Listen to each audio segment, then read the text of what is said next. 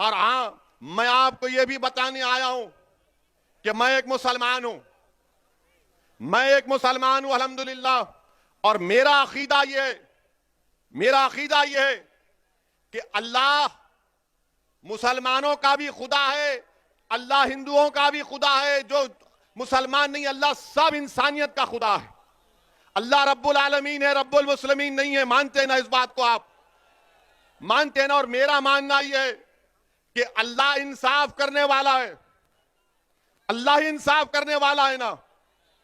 हमारा मानना यह है कि अल्लाह सुब्हानहू तआला इंसाफ करेगा। अल्लाह सुब्हानहू तआला दुनिया में भी इंसाफ करेंगे। और अल्लाह जब हशर का मैदान खड़ा होगा तो अगर कोई राय बराबर नेकी करेगा तो अल्लाह उसका सिला देगा। कोई राय बराबर गुनाह करेगा तो उसका अल्लाह के पास उसको जवाब देना है। ये मेरा अकीदा है। अब आप बोलेंगे संविधान में ये कहां से है?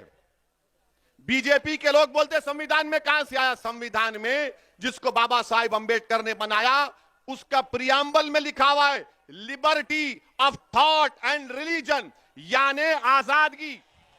मुझे अपने मजहब पर, उसके अकीदे पर चलने का इख्तियार दिया गया है। तो जब हम ये बात करते हैं तो बोलते हैं देखो ओवैसी भड़काऊ भाषण दिया। मैं नरेंद्र मोदी से पूछना चाहता हूं, आप देश के प्रधानमंत्री हैं। अरे कानपुर की 45 मिनट की मेरी तकरीर, आपको सिर्फ 45 सेकंड दिखे उसमें, और वो भी झूठ। मोदी और योगी को, असदुद्दीन ओवैसी को दिखाना पड़ रहा है झूठ के लिए। अरे सच्चाई का नाम असदुद्दीन ओवैसी है, याद रखो, मोदी और योगी। और हम क्या बोले उसमें? पहले तो चोरी से झूठा वीडियो डाले, जब उसके बाद हमने पूरा वीडियो डाला तो पूरे गैब, सन्नाटा। हम बोले चलाओ, बताओ इसमें हमने क्या किया। हमारा अकीदा ये, मेरा फेथ ये है कि हमने कुरान करीम में पढ़ा, हमने बुजुर्गों और नेक बंदों के पैरों के पास उलमाओं की सोबत में बैठकर सुना। क्या सुना हमने? कि फिरौन था ना फिरौन हार गया ना मूसा के सामने, हारा ना फिरौन। तो हम क्या बोलते कि फिरौन की हार हक की जीत है ना? फिरौन की हार हक की जीत है। नमरूद हजरत इब्राहिम के आगे खत्म हो गया, तो हम क्या बोलते? सच्चाई की कामयाबी है, नहीं है? हम नहीं कहते कि नमरूद की नाकामी सच्चाई की कामयाबी है। क्या हम ये नहीं बोलते कि करबला में इमाम हुसैन ने अपनी गर्दन कटाई मगर यजीद हार गया? क्या हम नहीं कहते ये बात को? अब जब मेरा अकीदा ये है, आपके पेट में दर्द क्यों हो रहा है? ये कह रहे हैं कि ओवैसी को नहीं कहना चाहिए था। ओवैसी को यह कहना चाहिए था कि फिरौन जीत गया, नमरूद जीत गया, खुदा ना खास्ता यजीद जीत गया। अरे दुनिया जब तक कायम अल्लाह रखेगा, हमेशा वक्त का फिरौन हारेगा, वक्त का नमरूद हारेगा, वक्त का यजीद हारेगा। अब मीडिया वाले सोच रहे होंगे अब कैसा पकड़े इसको, कैसा पकड़े इसको? नहीं पकड़ सकते। मेरा अकीदा है, आप मूसा को मत मानो, आप फिरौन को मानो तो आप फिरौनी। आप इब्राहिम को मत मानो तो आप नमरूदी। आप हुसैन को नहीं मानो तो आप यजीदी।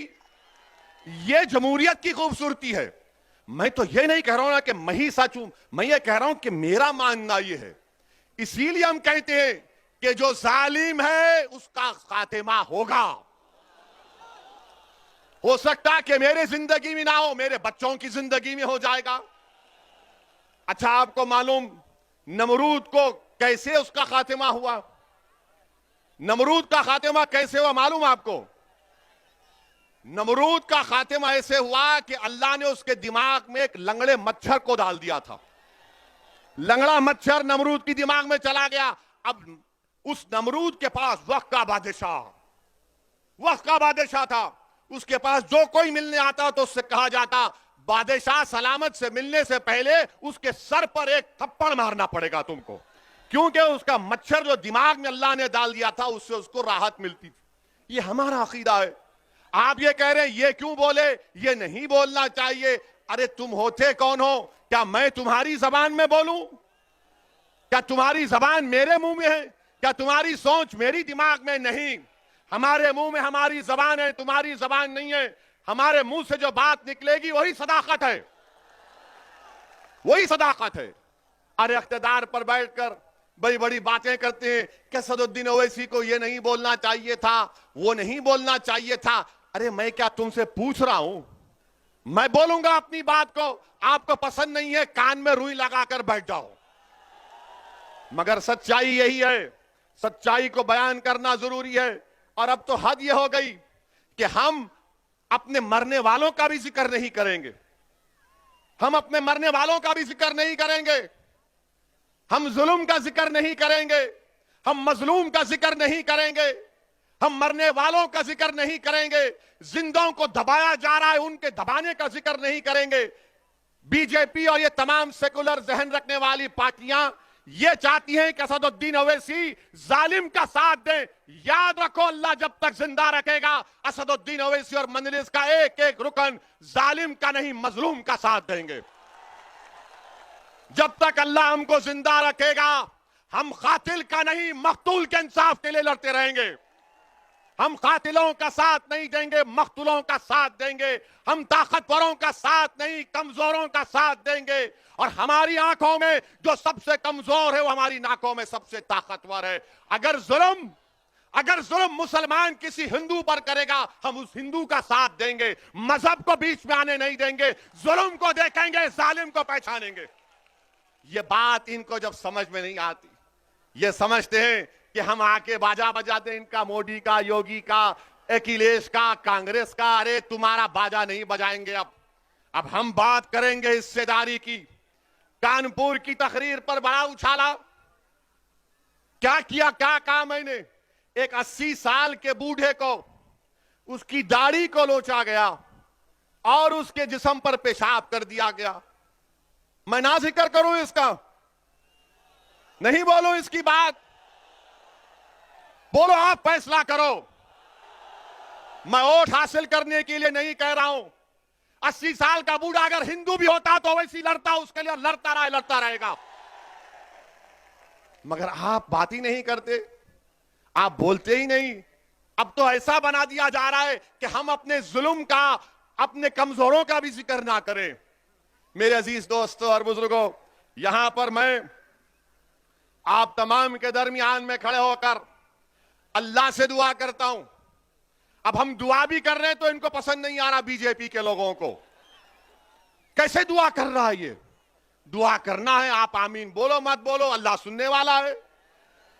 मैं अल्लाह से दुआ करता हूं कि CAA NRC का जो एहतजाज यहां पर आपने किया, आप तमाम लोग काबिल मुबारकबाद है, मैं आपको सलाम करता हूं।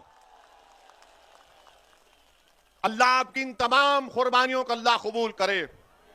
आपने बड़े मसाइब और मुश्किलात में उस एहतजाज को किया, अल्लाह आपकी एक एक कुर्बानी को अल्लाह कबूल करे और अल्लाह आप तमाम के दर्जात में बुलंदियां अता फरमाए।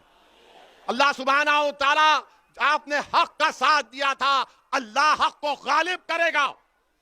इसलिए कि कुरान में अल्लाह ने फरमाया, खुल जाओ लख व ज़हक़ुल बातिल इन्नल बातिला काना ज़हूक़ा, हक आया और बातिल पर गालिब होकर रहेगा। ये मेरा अकीदा है, आप मत मानो। मेरा फेथ है liberty of thought and religion, Bharat के संविधान का हिस्सा है। आपको नहीं मानना मत मानो।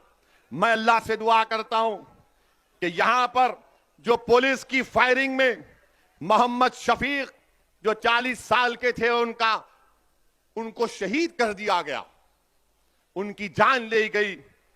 अरमान 24 साल का बच्चा, मुखीम 20 साल का, रशीद 27 साल का जो अपाहिज था, सीधा हाथ काम नहीं करता था, मोहम्मद अबरार 26 साल का, मोहम्मद हारून 36 साल का, नबी जान 22 साल का। मेरी अल्लाह से दुआ है कि अल्लाह सुब्हानहू व तआला हशर के मैदान में अल्लाह उनको उसी कपड़ों से उठाएगा। तुम देखना, हम गवाह रहेंगे इंशाअल्लाह। और तुम इनको मुर्दा मत समझो, ये जिंदा है, क्योंकि कुरान में अल्लाह ने फरमाया कि शहीदों को मुर्दा मत को, अल्लाह उनको ग़िज़ा देता है। मेरी अल्लाह से दुआ है, अगर आप इन मक़तूलीन, इन जो जिन हजरात को शहीद कर दिया गया, CAA-NRC के एहतजाज में अगर आप उनके माँ बाप को जानते हैं, उनके दोस्त को, उनको भाई को जानते हैं, तो मेरा पैगाम पहुंचाना, उनसे कहना कि मैं तुम्हारा बेटा नहीं हूं, मगर मैं तुम्हारे गम को अपने सीने में महसूस करता हूं। मैं तुम्हारा भाई नहीं हूं, मगर मैं तुम्हारे गम को महसूस करता हूं। मैं ये बात वोट बटोरने के लिए नहीं कह रहा हूं, बहैसियत इंसान कह रहा हूं, बहैसियत इंसान कह रहा हूं कि जिसके घर में नौजवान बेटा मर जाता है, उसकी मां को मालूम, उसके बाप को मालूम। जो मां 9 महीने तक अपनी औलाद को अपने पेट में पालती है, उस पे क्या गुजर रही होगी अल्लाह ही जानता हो, घर वाले जानते। मेरा पैगाम पहुंचाना मेरे भाई, पैगाम पहुंचाना।